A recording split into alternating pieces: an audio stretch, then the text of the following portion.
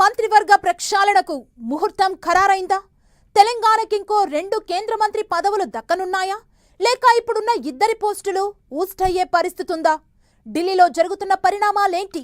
జాతీయ పార్టీ తెలంగాణ బీజేపీపై వేస్తున్న లెక్కలేంటి? కేంద్ర మంత్రివర్గ ప్రక్షాళన రాష్ట్ర నేతలకు చోటు అనే అంశంపై స్టేట్ పార్టీలో జరుగుతున్న చర్చేంటి?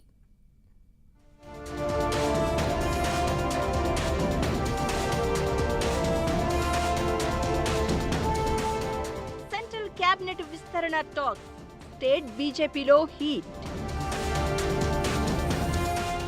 కేంద్ర క్యాబినెట్ లో తెలంగాణ నుంచి మరొకరికి చోటు దక్కేనా? కిషన్ రెడ్డి బండిని కొనసాగిస్తారా? వారి శాఖలను మారుస్తారా? ఈ నెల 15 లోపే సెంట్రల్ క్యాబినెట్ లో మార్పులుంటాయా? కేంద్ర మంత్రివర్గంలో మార్పులు చేర్పులపై ఏడాదిగా సస్పెన్షన్ నడుస్తూనే ఉంది.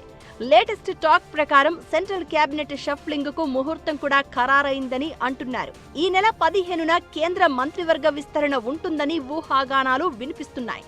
దీంతో ఒక్కసారిగా తెలంగాణ బీజేపీలో పొలిటికల్ హీట్ పెరిగిపోయింది. ఇప్పటికే కేంద్ర క్యాబినెట్ లో 77 మంది ఉండగా మరో 5గురికి మాత్రమే కొత్తగా అవకాశం ఉంటుంది. అయితే ప్రస్తుతం ఉన్న కేంద్ర మంత్రుల్లో 30 నుంచి 40 మందిని తప్పిస్తారనే ప్రచారం జోరుగా సాగుతోంది. దీంతో తెలంగాణ నుంచి ప్రాతినిధ్యం వహిస్తున్న కిషన్ రెడ్డి, బండి సంజయ్ పరిస్థితి ఏంటన్నది రాజకీయ వర్గాల్లో జోరుగా చర్చ నడుస్తోంది. వీళ్ళిద్దరినీ కేంద్ర క్యాబినెట్ లో కొనసాగిస్తారా లేదా అన్నదానిపై బీజేపీ వర్గాల్లో ఉత్కంఠ నెలకొంది. కిషన్ రెడ్డి బండిని కంటిన్యూ చేస్తూ అదనంగా తెలంగాణకు మంత్రి పదవులు కేటాయించే అవకాశం ఉందా అనే దానిపై స్టేట్ బీజేపీ ఆఫీసులో గుసగుసలు మొదలయ్యాయి.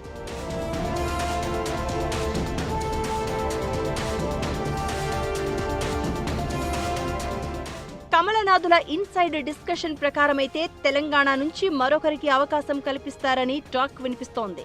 అయితే కొత్తగా ఎవరికి కేంద్ర క్యాబినెట్ లో చోటు దక్కుతుందనేది ఇప్పుడు ఆసక్తిగా మారింది. కిషన్ రెడ్డి, బండి సంజయ్ ని కొనసాగించాలి అనుకుంటే మరొకరికి కేంద్ర మంత్రివర్గంలో చోటు దక్కొచ్చట.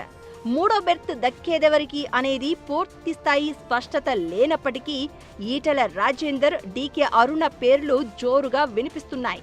బీసీ కోటాలో ఈటెల రాజేందర్ ను మంత్రివర్గంలోకి తీసుకునే అవకాశాలు ఎక్కువగా ఉన్నాయట. గతంలో రాష్ట్రంలో మంత్రిగా పనిచేసిన అనుభవం, తెలంగాణ ఉద్యమకారుడిగా గుర్తింపు, బీజేపీ రాష్ట్ర అధ్యక్ష పదవిని ఆశించి భంగపడిన ఆయనకు కేంద్ర మంత్రి పదవి దక్కే ఛాన్సెస్ ఎక్కువగా ఉన్నాయంటున్నారు. ఆయనను కేంద్ర మంత్రివర్గంలో తీసుకుని బండి, ఈటెల మధ్య పవర్ బ్యాలెన్స్ చేస్తారన్న టాక్ నడుస్తోంది. ఇక డీకే అరుణకు మహిళా కోటాలో మంత్రి పదవి ఇస్తారని అంటున్నారు. కేంద్ర క్యాబినెట్ లోకి 30% మంది మహిళలను తీసుకోవాలన్న ఉద్దేశంతో ప్రధాని మోదీ ఉన్నారని, ఆ ఈక్వేషన్ లో డీకే అరుణకు సెంట్రల్ మినిస్టర్ పోస్ట్ పక్కా అన్న ఊహాగానాలు వినిపిస్తున్నాయి. పాలమూరులో సీఎంను ఎదిరించి గెలిచిన నాయకురాలిగా ఆమెకు పెద్ద స్థాయి పోస్ట్ ఇస్తే రేవంత్ రెడ్డిని ధీటుగా ఎదుర్కోవచ్చని లెక్కలు వేస్తున్నారట బీజేపీ పెద్దలు.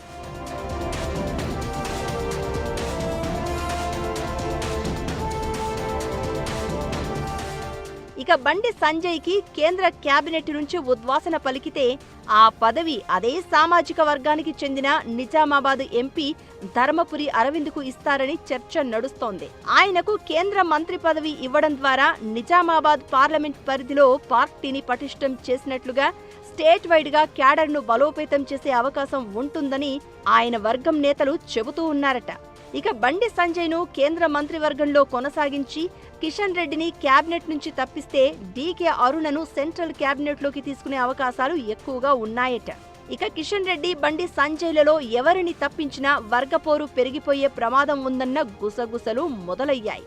దీంతో కిషన్ రెడ్డి, బండి సంజయ్లను కొనసాగిస్తూ తెలంగాణ రాష్ట్రానికి ఉపయోగపడేలా వారి శాఖల్లో స్వల్ప మార్పులు చేస్తారని అంటున్నారు.